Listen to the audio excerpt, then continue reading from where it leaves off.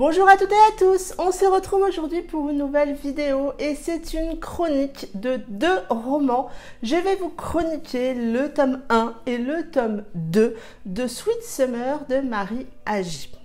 On va donc commencer par le tome 1 sur Marlon. On fait la connaissance d'une bande de 4 garçons qui se sont rencontrés au sein d'une association qui s'appelle Sweet Home. C'est une association qui vient en aide à des jeunes homosexuels quand ils rencontrent des difficultés, quelles qu'elles soient.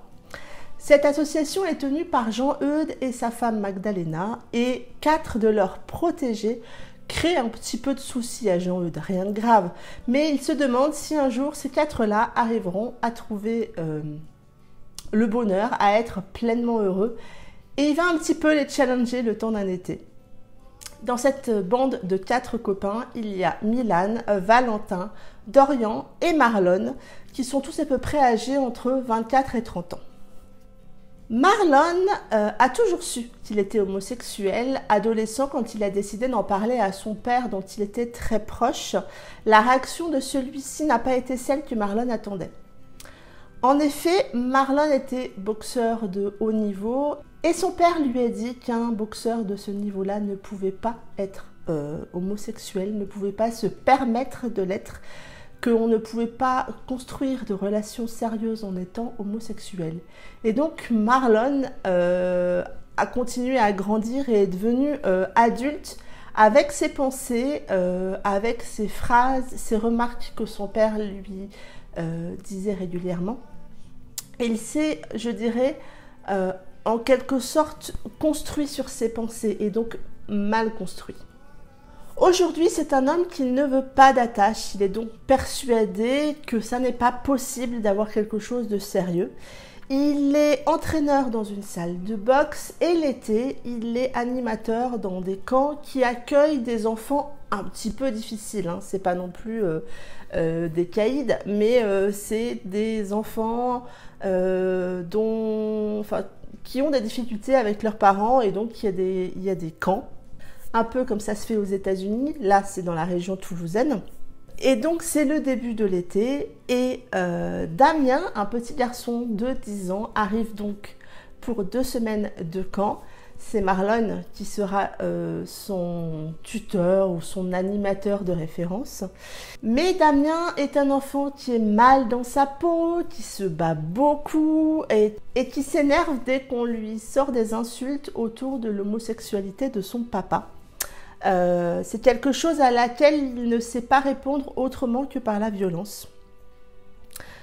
Marlon est donc amené à rencontrer Tristan, le père de Damien, à plusieurs reprises et Tristan ne le laisse pas du tout indifférent. Et je m'arrête là pour le résumer. C'est une très belle romance MM pour l'été. Marie a encore réussi à me faire partir avec cette bande de copains. C'était déjà le cas avec la bande de potes de With Love. Et bien c'est aussi le cas avec la bande de potes de Sweet Summer. Et avec Marlon, eh ben, je suis partie en camp. J'ai fait du camping avec lui, j'ai fait du pédalo, j'ai fait plein de choses avec lui. Et je trouve que Marie a cette force dans sa plume d'arriver à vous faire vivre ce que ces personnages vivent. Dans ce tome 1, on a 2 personnages vraiment perdus. Perdus différemment, mais ils sont tous les 2 perdus. On a Marlon qui est persuadé qu'il ne pourra jamais vivre quelque chose de sérieux avec un autre homme.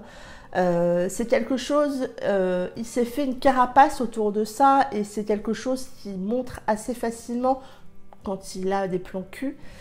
Mais c'est pas quelque chose qui va forcément montrer d'emblée à Tristan. Tristan, lui, de son côté, est persuadé que son homosexualité n'est pas une bonne chose pour son fils, n'est pas une bonne chose pour lui. Quand il s'est séparé de la maman de Damien, ça a été extrêmement compliqué. Elle l'a rejeté, ses beaux-parents l'ont rejeté. Ils l'ont vraiment... ils ont vraiment cassé l'image du papa aux yeux de Damien. Et bah, ce petit bonhomme de 10 ans, il essaie de se construire comme il peut au milieu de tout ça. Mais leur relation à tous les 2 est touchante. On a envie d'aider Marlon et Tristan à avancer, à croire que c'est possible. Oui, ils m'ont particulièrement touchée tous les 2. Damien, le fils de Tristan, a également une place très importante dans cette histoire. Il nous montre à quel point un enfant peut souffrir des insultes qu'on peut donner vis-à-vis des parents. Il nous montre aussi à quel point, je dirais, les enfants sont ouverts par rapport à certains adultes. J'ai particulièrement aimé la place et le rôle que Marie lui a donné dans cette histoire. J'ai trouvé ça bien amené et bien orchestré dans l'histoire. Et puis, on a toute la bande de copains. On a Milan, on a Dorian, on a Valentin et on a Marlon. Donc, et leurs échanges à tous les quatre via ce groupe Messenger qu'ils ont créé. Et autant vous dire que ces échanges-là sont remplis d'humour, vous donnent le smile. On voit à quel point ces quatre-là s'aiment, à quel point ces quatre-là s'entraident, se soutiennent, se surveillent. J'ai trouvé ça très chouette et c'est rempli d'humour comme à chaque fois. Forcément, ils ont tous une personnalité très différente et il y en a avec qui ça match plus. Marlon a bien matché avec moi. J'ai bien aimé cette histoire. Pour moi, c'est un premier tome très réussi, qui est estival. Il y a de la douceur, mais on a aussi des personnages perdus qui ont un petit peu souffert. On a de l'humour avec la bande des quatre copains. On a cette bande de quatre copains qui justement amène beaucoup de réalisme à l'histoire. Je lui ai mis la note de 16/20 et c'était un excellent premier tome. Foncez.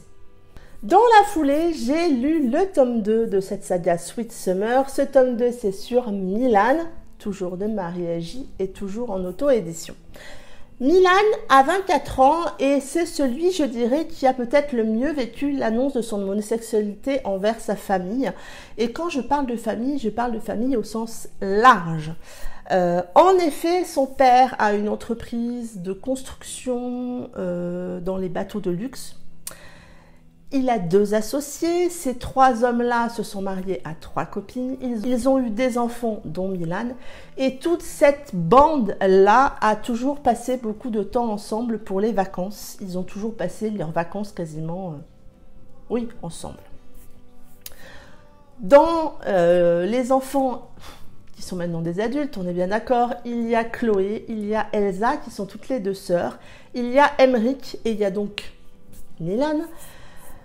Elsa, Chloé et Emmerich sont vraiment les 3 amis d'enfance de Milan. Il a partagé énormément de choses avec eux. Il considère Emmerich comme son meilleur ami. Cet été, c'est sur un bateau de luxe qu'ils se retrouvent tous pour partir en croisière 2 semaines, je crois, quelque chose comme ça. Ça fait 3 ans que Milan n'a pas vu Emmerich. Ils s'étaient séparés un petit peu en froid sans que Milan sache vraiment pourquoi. Et depuis le début du séjour, Emmerich l'évite dès qu'il peut. Milan va donc chercher à comprendre et c'est grâce à Elsa et à Chloé qu'il va y arriver. En effet, celles-ci ont compris que Emmerich avait des sentiments inavoués envers Milan, qu'il était amoureux secrètement de Milan. Emmerich n'a jamais dit qu'il était gay, du coup il cache ce lourd secret et les filles l'ont remarqué. Elles vont tout mettre en place et elles vont mettre en place un stratagème bien rodé pour que Emmerich se dévoile et dévoile ses sentiments. Et je vais m'arrêter là pour le résumer. Un second tome pour moi tout aussi réussi que le premier. Autant dans le premier, je suis partie en camping, j'ai fait du pédalo, j'ai fait de l'escalade. Autant là, je me suis vue en croisière sur ce grand bateau de luxe.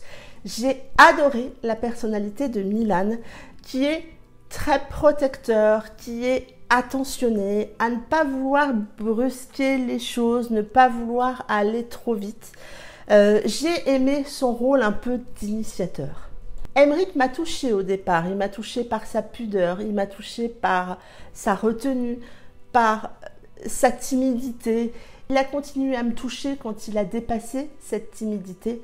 Mais j'avoue que sur la seconde partie du roman, il m'a un tout petit peu agacée. Rien de gravissime, loin de là. Mais il m'a agacé de le voir s'embourber perpétuellement dans ce mensonge. Je vous en dirai pas plus, mais ce petit truc-là m'a un poil chagriné. Mais leur relation, là encore, est réussie. C'est une relation tout en douceur, sans réelle confrontation quand ils laissent sortir leurs sentiments. Il y a plus de douceur entre ces deux-là que dans la relation entre Marlon et Tristan. Ça vient aussi certainement de l'âge, puisque là, on a Milan qui a 24 ans, Aymeric qui a 20 ans, alors que pour Marlon et Tristan, c'était plutôt 27-30. Donc voilà, ça joue certainement. C'est un tome plus doux que le premier et je pense que c'est lié à la différence d'âge.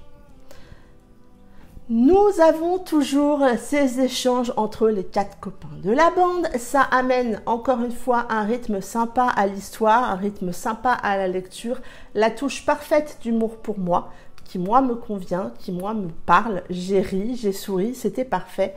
Mention spéciale aux 3 mamans qui m'ont fait mourir de rire dans cette histoire du début à la fin. Et ce passage où elle décortique les abréviations des jeunes m'a fait hurler de rire.